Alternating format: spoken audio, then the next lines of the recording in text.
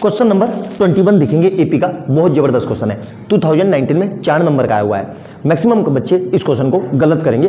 Video को पूरा देखना, तभी समझ में आएगा कि आप गलती कहां कर रहे हो, वरना आपको समझ में नहीं आएगा। मैं गारंटी के साथ बोल रहा हूं, वीडियो को पूरा देखना तभी गलती मिलेगी।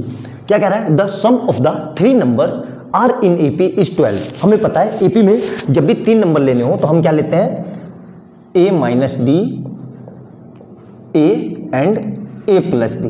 ठीक है, जब भी 3 नंबर लेने हो एपी में ये लेते हैं। ठीक है, और इनका सम दिया हुआ है, सम दिया हुआ है मतलब इन तीनों का सम कितना दिया है, 12। तो क्या लिख रहा हूं मैं, a minus D plus a plus D, तीनों का सम कितना दिया हुआ है, 12। अब आगे देखो क्या कह रहा है, एंड सम ऑफ, पहले इसी को सोल्व कर लेते हैं। देखो तो इस डी से ये डी कट गया तो a कितना हो गया, 3a इक्वल टू 12। तो मतलब a इक्वल टू 12/3, मतलब a इक्वल टू 4। ये हो गया मेरा पहला। ठीक है, आगे क्या कह रहा है, and sum of their cube, sum of their cube मतलब इनके क्यूब का सम। मतलब क्या कह रहा है, ध्यान से देखना, बहुत अच्छे से समझना। इसका क्यूब मतलब a माइनस डी का क्यूब प्लस इसका क्यूब, a का cube plus a plus D का क्यूब, a प्लस डी का क्यूब। इन तीनों के क्यूब का सम दिया हुआ है कितना, 288। ठीक है, अब यहां पे कुछ कुछ मुझे देख के लग रहा है, a माइनस बी का क्यूब और a प्लस बी का क्यूब। तो क्या होता है ये, a प्लस बी का क्यूब इक्वल टू क्या होता है, a cube plus b cube plus 3a square b plus 3ab square. Most important formula, ध्यान रखना। और a माइनस बी का क्यूब क्या होता है, यहां देखो, तो ये होता है a cube minus b cube minus 3a square b, और यहाँ पे प्लस होता है, ध्यान रखना, यहाँ पे प्लस होता है 3ab स्क्वायर। ठीक है, सेम यही फार्मूला यहाँ पे लग रहा है, बिल्कुल इसको खोल देते हैं। तो b की जगह b को किससे रिप्लेस किया गया है, d से। तो यहाँ देखो तो क्या आ जाएगा, ये a cube minus D cube minus 3a square D, और यहाँ पे प्लस का 3ad स्क्वायर, और यहाँ पे a क्यूब ऐसे ही रहा प्लस में, a क्यूब ऐसे ही रहा प्लस। अब इसको खोलेंगे, इसको किससे खोलेंगे, इससे।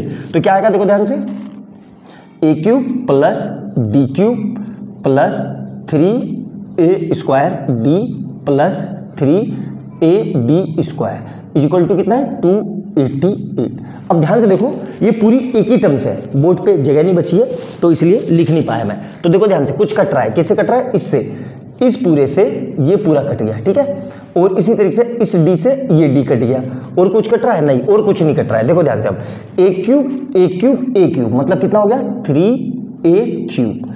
अब यहाँ देखो 3ad square plus 3ad square मतलब कितना हो जाएगा, ये 6ad स्क्वायर, और ये कितना है, 288। अब यहाँ पे a की वैल्यू पता है मुझे, a की वैल्यू कितनी है, 4। तो मैंने इसको ऐसे ही रखा, यहाँ पे क्या रख दिया, 4 की cube plus 6 into 4 into d square equal to 288। Clear है यहाँ तक। अब ये देखो 3 ऐसे ही रहा है ना, इसको 4 का क्यूब 64, ठीक है, प्लस यहाँ से 24 डी स्क्वायर इक्वल टू 288। तो यहाँ से कितना आ जाएगा मेरे पास, 120 132। ठीक है, 4 तिया 12, 6 तिया 18, 18 और 1 19, 192 आएगा। कितना आएगा, 192 plus 24 d square equal to 288। Clear है यहाँ तक। बहुत शानदार क्वेश्चन है, चलो ध्यान से समझना। ठीक है, अब ये मेरा काम हो चुका है, इसको मैं मिटा देता हूँ क्योंकि इसका मुझे काम नहीं है, क्योंकि मुझे वो सोल्व करना है। तो ठीक है, देखो ध्यान से, ये मेरा काम हो गया ना पूरा। अब वहाँ से देखो क्या हो रहा है, वो इस 192 को उधर ले गया मैं, तो 288 माइनस 192 इक्वल टू में कितना बचेगा, 24 डी स्क्वायर। ये बच रहा है, इस 192 को उठा के मैं उधर ले गया, तो इसको कितना आएगा, ये 24 डी स्क्वायर इक्वल टू 96। तो यहाँ से क्या आएगा, डी स्क्वायर इक्वल टू 96/24, मतलब ये पूरा पूरा किससे कट गया, 4 से।